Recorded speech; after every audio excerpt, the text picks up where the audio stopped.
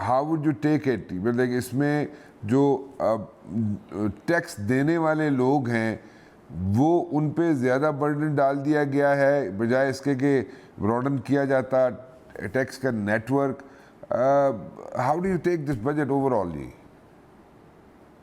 राणा साहब, जनरली तो आपने देखा हमेशा से जब बजट पेश होता है तो दो तीन बज़ वर्ड सामने आते हैं जी। ये बड़ा आवाम दोस्त होगा, ये कारोबारी फ्रेंडली होगा, ये प्रो प्रो होगा, इन्वेस्टमेंट ओरिएंटेड होगा। ये सारी चीज़ें चल रही होती, लेकिन इसमें दो चीज़ें बड़ी अहम है। सबसे बड़ी अहम बात है कि ये बड़े खसारे का बजट है। 14.46 ट्रिलियन का ये ओवरऑल बजट है, कैपिटल आउटले। और इसमें आप देख लें कि 9.2 ट्रिलियन रुपीस का इसमें आप देख लें हदफ रखा है इन्होंने रेवेन्यू का। और हुकूमत की जो आमदनी है वो 6.2 ट्रिलियन रुपीस की है। तो ये राना साहब गैप है 8,000 अरब का, यानी 8 ट्रिलियन का। तो ये बहुत बड़े खसारे का बजट है। एक दूसरी बात यह है कि IMF का प्रोग्राम ना होने की वजह से ये मुश्किलात दर मुश्किलात लेके आ रहा है। हमेशा आपने देखा होगा कि बजट पाकिस्तान का आधा 50% बजट जो है ना, बाहर की फंडिंग से होता है। और आमतौर पे world bank, Asian development bank और हमारे बायलैटरल क्रेडिटर हमें मदद देते हैं। अब इस दफ़ा क्योंकि IMF के साथ प्रोग्राम जो है आपने देखा कि 30 जून को ख़त्म हो रहा है, 9वां और 10वां रिव्यू इसका हुआ नहीं है। डार साहब ने पहले कहा था कि जी अब नया ही प्रोग्राम होगा, बड़े गुस्से में उन्होंने बातें की थी। अब प्राइम मिनिस्टर ने IMF से बात की है तो अब कहते हैं तमाम प्रायर एक्शन हो चुके हैं, सारी हमने सख्त शराइत मान ली है, तो होपफुली हमारा ये मामला ठीक हो जाएगा। आखिरी किस्त $1.2 बिलियन की मिल जाएगी। उसके बाद जो उनकी बड़ी शर्त थी कि जी आपको इस मौजूदा साल ख़त्म होने से पहले आपको ये 6 बिलियन डॉलर की एक्सटर्नल फाइनेंसिंग गैप को आपने पूरा करना है। वो राना साहब 2 बिलियन का गैप अभी भी पूरा नहीं हो रहा। जी। लिहाजा वो पैसे नहीं देंगे तो बजट के में आगे बहुत मुश्किलात आप देखेंगे। दूसरी बड़ी बात ये है कि जो इस हुकूमत का आप देख लें कि इलेक्शन ईयर है। अगर इलेक्शन होते हैं तो उन्होंने कोशिश की है, लड़ाई झगड़ा आपस में खूब किया। उन्होंने 20% से ज़्यादा जाना नहीं चाहते थे।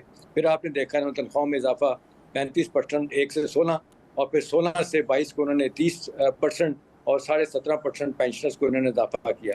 प्लस थोड़ा बहुत उन्होंने होना ही चाहिए था, बजाय इसको बढ़ाने के ये बेनज़ीर इनकम सपोर्ट को जो इन्होंने 6.5 से 8.5% उन्होंने उसमें इजाफा किया है। उसकी फंडिंग में ज़्यादा फ़ायदा अब करते तो ज़्यादा फ़ायदा होना था।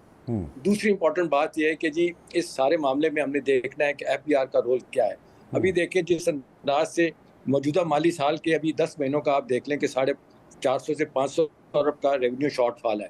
और जो पिछले साल का था 7.2 ट्रिलियन का क्या कहते हैं रेवेन्यू का हदफ, वो पूरा नहीं हो पाया। तो नतीजतन अब ये 9.2 ट्रिलियन का ये कैसे करेंगे, ये एक इंतहाई अजीब-ओ-गरीब सी बात है। कैसे पूरा होगा, ये लगता नहीं है इतनी आसानी के साथ पूरा हो। तो मुझे राना साहब नहीं लगता कि हुकूमत के लिए कोई आसानियाँ हैं।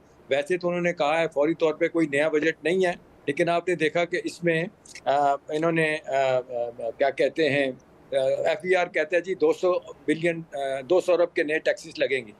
डार साहब ने कहा कोई टैक्सेस नहीं है, FBR कहता है 200 अरब के नए टैक्सेस लगेंगे। मेरा अपना ख्याल है राना साहब कि इतनी मुश्किलात वाला बजट है, ये जो भी बजट पेश करने के बाद नई गवर्नमेंट आती है वो फिर मिनी बजट पेश किया जाएगा, फिर रेवेन्यू की कलेक्शन की जाएगी, क्योंकि इतने बुरे तरीके से बजट का खसारा। वैसे तो अभी देख लें अगले माली साल के लिए भी वो कह रहे हैं कि जी महंगाई को जो हदफ रखा है इन्होंने 21%, जो कि होता हुआ नजर नहीं आ रहा। इस वक्त महंगाई का हुजम जो है ना वो 38% है। अगर फूड इन्फ्लेशन देखें तो 48% है, ऑल टाइम हाई। तो इस सारे मामले को देखते हुए लगता नहीं है कि इतनी आसानियां हैं। मिनी बजट भी और आएंगे, ऊपर से पेट्रोल प्राइसेस भी बढ़ने जा रही हैं। $70 बैरल इस वक्त है। अब जिस तरह 9 लाख बैरल डॉलर कट लगाई है अपने सऊदी अरब ने, तो ये प्राइसेस $100 पे जाने वाली हैं।